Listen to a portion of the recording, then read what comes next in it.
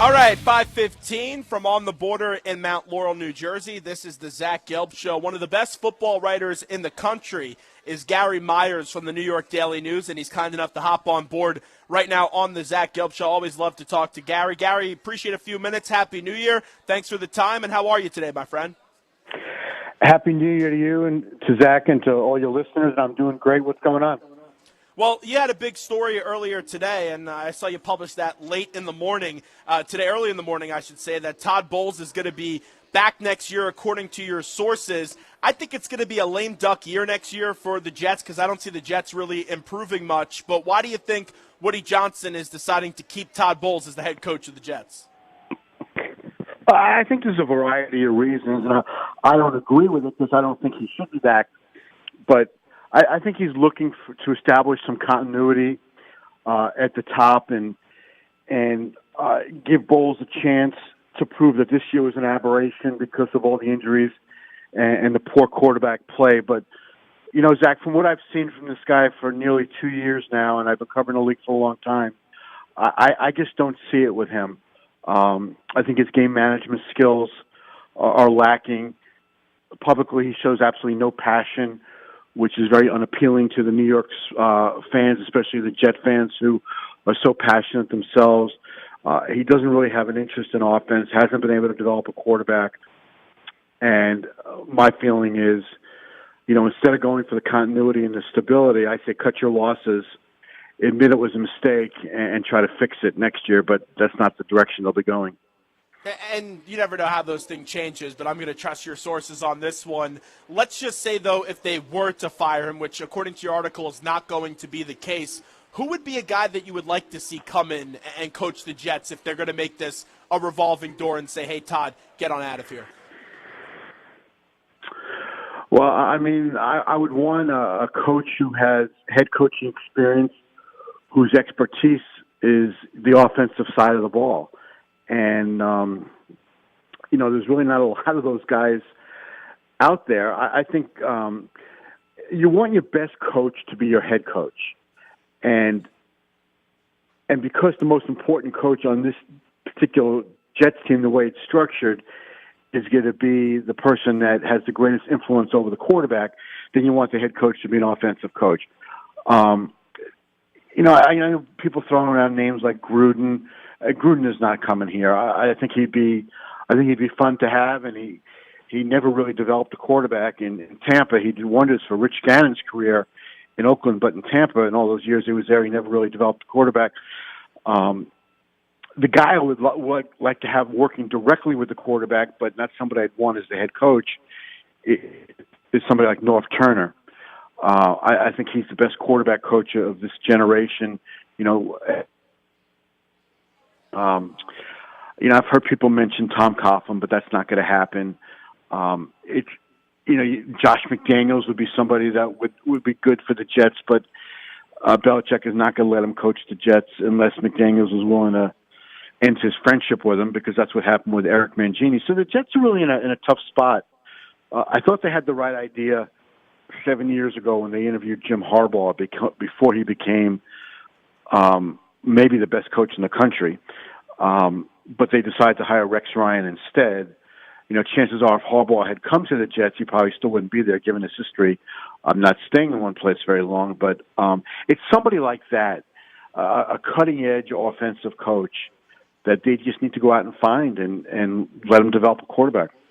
Let me ask you this, Gary. So we're talking to Gary Myers from the New York Daily News. We all know the reports that were a few weeks ago with the Sheldon Richardson and Muhammad Wilkerson incident, with them being habitually late. And then at halftime of the New England game, it seems like Brandon Marshall got up, said a few things, and it clearly annoyed and agitated Sheldon Richardson. You continue to see all these stories, and I understand the players are going to be frustrated when this was a year they had playoff aspirations going into the year. Does Todd Bowles have any control of this locker room? Are these players walking over him? Let me ask you that. Well, I think that he's dealing with some difficult personalities in Richardson, who's kind of a knucklehead, and Marshall, who's with his fourth team, and there's a reason for that. You know, great players don't play for that many teams, especially before the end of their careers when they're just looking to hang on, like Darrelle Revis was, go from Oakland to Seattle and Denver. In the prime of his career, Marshall wasn't lasting more than a couple of years with any team. So I would say, overall, I don't necessarily think he's lost the locker room. In general, he's lost control of some of his high-profile players who, got into it after the loss in Kansas City in September, and then when Marshall said after the game the other day we should be embarrassed, and Richardson said, well, he should be embarrassed, not the team. He should be embarrassed. And I guess the reason for that now is that, Marshall gave an impassioned speech at halftime when they were down 27-0 or 20-0, whatever the score might have been. I forget. It was such a blowout that Richardson took it the wrong way, and it just was a continuation of the problems they had earlier this year. I would say in general that the players still like Bowles, but you can only go by their actions in this case, Zach, and the fact that their last three losses have all been blowouts is a pretty good indication that they're not playing hard anymore. And when the players stop playing hard, the natural inclination is to say, okay, that means he's lost the locker room because they're not motivated to try to keep his job. But just as far as publicly, it's really just Marshall and Richardson that you say have gone off the tracks. But the fact that the rest of the guys don't seem to be playing very hard is not a good reflection of Bowles. Gary, we know Darrelle Revis is not playing up to the value of his contract. What happens with Darrelle at the end of the season as we enter the offseason? Hey, that's a really good question, and he's got $6 million of his $13 million next year guaranteed. So if the Jets cut him, they're on the hook for the $6 million unless some team signs up for 6 or more, and then the Jets will be off the hook. Whether or not, there's no way he's playing for $13 million next year. The Jets won't do that. No way. Whether Darrelle is willing to come back for $6 million remains to be seen. He might just say, cut me and I'll take my chances somewhere else, or I'd rather play for $6 million with another team than with the Jets. His decline in skills is mystifying to me because he's just not that old. He's only 31. He's only been in the league 10 years. I mean, that's a nice career, but it's not like he's 37 playing a difficult position. He's only 31. I give him a little bit of the benefit of the doubt because he had wrist surgery in the offseason. For whatever reason, that impacted his ability to come back in shape for the start of training camp, and he never really caught up. And then the wrist didn't heal as quickly as he would have liked, which prevented him from playing bump and run, which has always been his strength because he doesn't have great speed. So his game was always knocking players around in the 5-yard bump zone. And being unable to do that, the receivers have gotten a 5-yard, head start, so to speak, and Darrelle's not fast enough to keep up. He was fast enough to keep up when they weren't getting that running start off the line of scrimmage, that he was impeding them. So his game has completely changed, and he's become more of a corner who plays soft coverage, and he can't run with the faster guys in the league. So unless he's able to really heal up in the offseason and come back in shape, there's no reason to think that what happened this year was an aberration.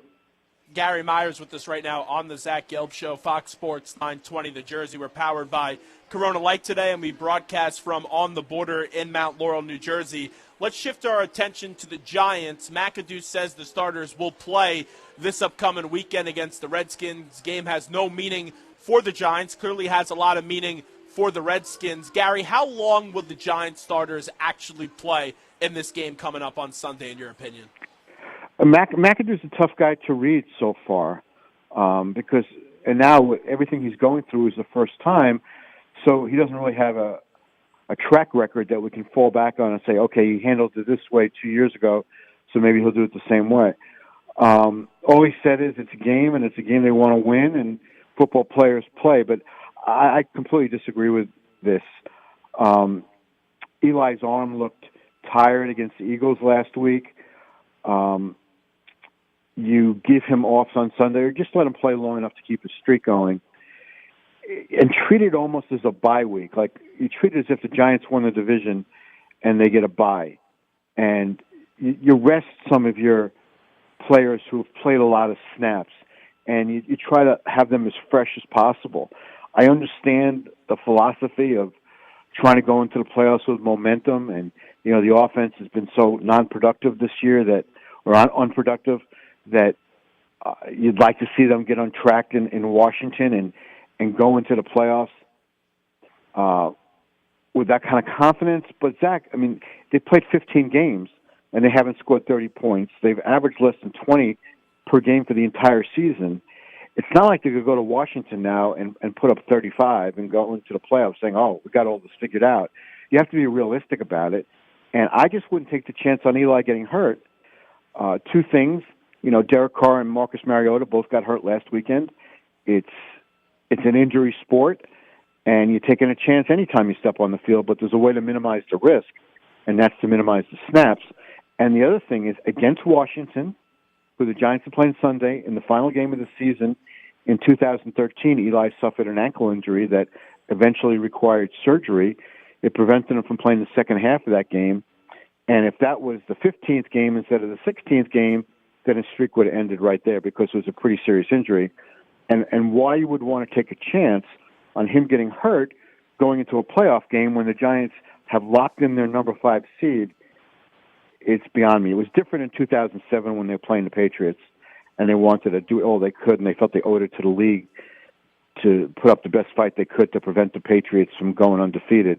This is just a completely different situation.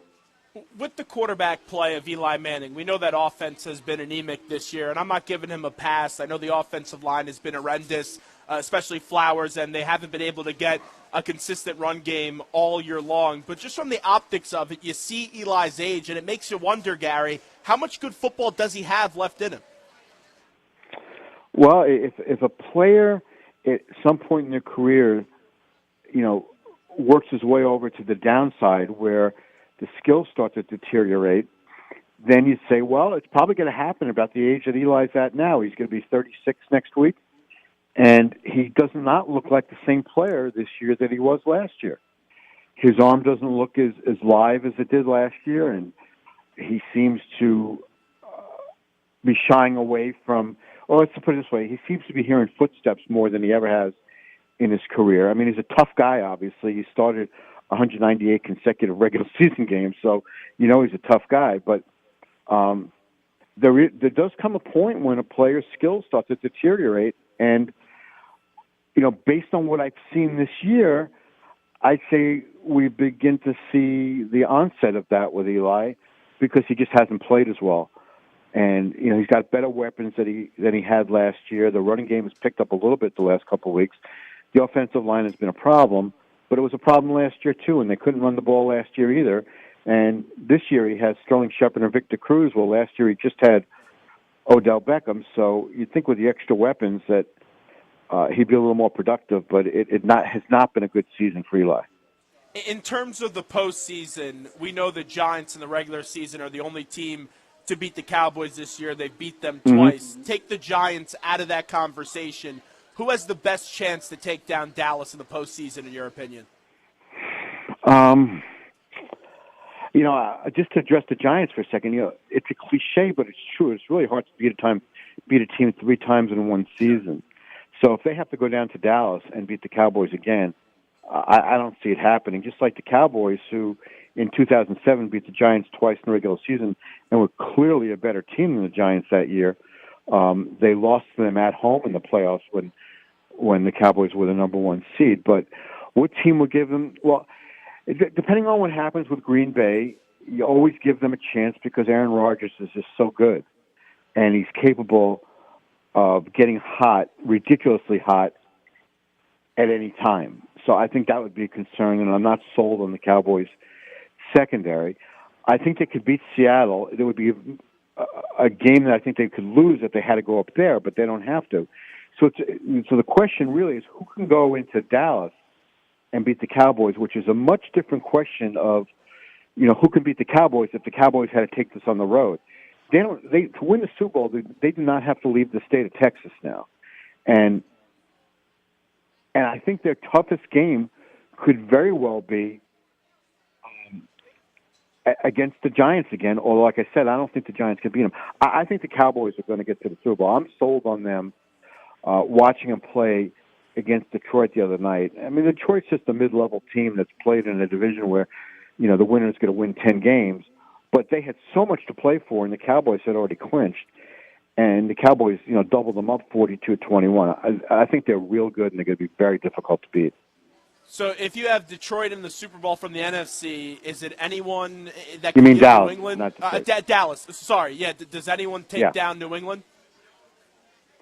No, I think it's, I hate to pick the one seed in both conferences, and New England still hasn't clinched the one. But, if they win or Oakland loses, and Oakland without Derek Carr is going to have a real tough time winning in Denver this weekend.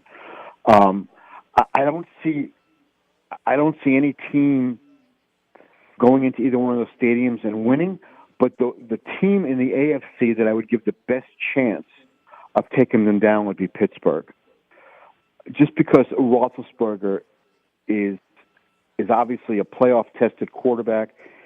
They probably have the best receiver in the league in Brown. They might have the best running back, or at least certainly one of the top 2 or 3 in Le'Veon Bell. And Roethlisberger is just a really, really dangerous player. He's a very unique player, his size and his ability to extend plays. And they're just one of those real blue-collar teams that I think the Patriots would have a problem with, much more so than, say Kansas City was to go into New England like they did last year. I have no faith in Andy Reid as a playoff coach rather. So I would say Pittsburgh would be the team I would pick out that would give the Patriots the hardest time. On the way out with Gary Myers from the New York Daily News, let's just take care of the Eagles real quickly. They have the quarterback. Now it's about surrounding that quarterback with the right pieces. Offensive line needs major work. Wide receivers need major work. And then the other side of the ball, those cornerbacks, they need to improve that immensely. With Howie Roseman, he's that guy that's in charge. Jeffrey gave him another chance at this thing. Does Howie Roseman get the Eagles back to the level that Eagles fans expect them? Where's your confidence in Howie Roseman? Well, I do like the trade he made for Carson Wentz because you can't win without a quarterback.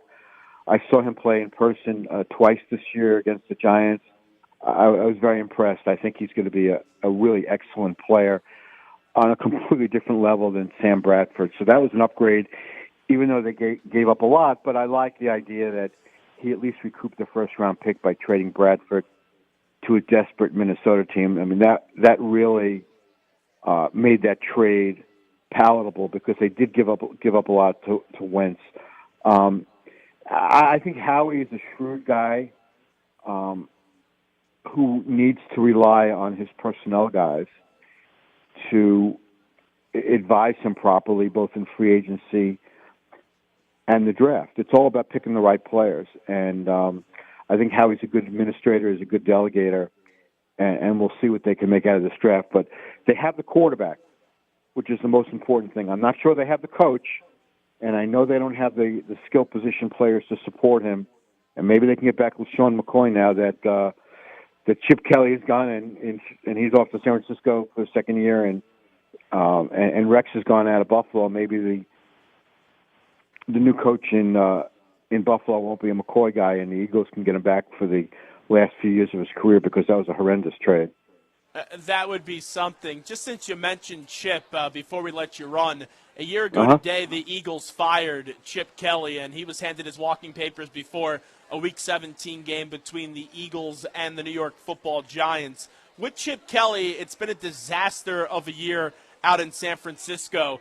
Is he in danger of losing his job after 1 year? Well, the guy here is in danger is more the general manager, Trent Baalke. But what's really bizarre about that situation is whenever you bring in a general manager who then is forced to inherit the coach, it never works. The general manager has to have the right to hire the coach and have a guy who believes in his personnel philosophy. And Chip is so way out there in what he believes in, as we saw. He systematically took the Eagles' offense apart and got rid of all the best players. And so it's going to be the 49ers. I'm not really sure they have any real clue what they're doing. But I think Kelly, I mean, I could be wrong about this, and I'm really just guessing to a certain extent because the whole thing is very unpredictable. But I think that he's got a good chance of making it to his second year, and that if they're going to make a major change, I think it'll be the general manager. Well, maybe if they get rid of the general manager, I know Gamble, they brought him in there to be the director of player personnel, and that's Chip's guy. So maybe Gamble then gets that GM position, and then Chip sticks around a little bit longer than he would anticipate. Well, there you go. That would make sense then. I forgot Gamble's been going back between the Eagles and the 49ers so much that I forgot where he was. But that would actually make sense because that he did develop into being Chip's guy with the Eagles. Gary, Happy New Year. Hope to see you in Houston. Thanks so much. Appreciate it, my friend. All right. Take care, Zach, and Happy New Year, everybody.